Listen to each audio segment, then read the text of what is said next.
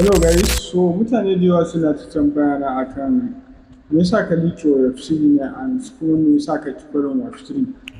Me yasa ba za ka fara trading ko forex ko wani abu ba? So a gaskiya Web3 shi I think is the best for me saboda Web3 ne kaɗai za ka iya shigowa babu jari babu ko sisi ka samu kuɗaɗe.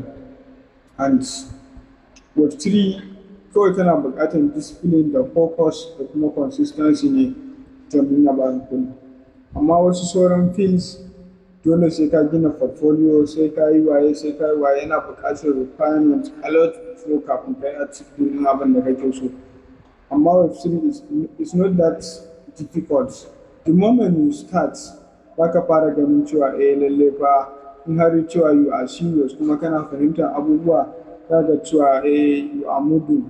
Ba kamar sauran wasu niches ba da suke a nan irin su graphic design, irin su web development and the rest. Akwai niches da yawa wanda mutum zai fara, but at the end of the day idan ba shi da focus zai bari ya dawo wani, saboda yanzu AI ya zo abubuwa da sun canza, but Web3 dole ana buƙatar ka and then kuma dole sai kana nan ne abu zai faru. Ana buƙatar community. Project za su iya zuwa a crypto ko a wannan su zo in less than 2 to 3 weeks za su baka kuɗin da baka taɓa tunani. Just yakin social fi.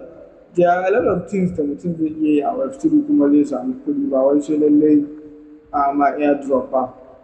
So wannan shine gaskiya dalilin da yasa na sticking wa iya airdrop and then kuma nake tunanin ma ba zan canza niche ba. That's all.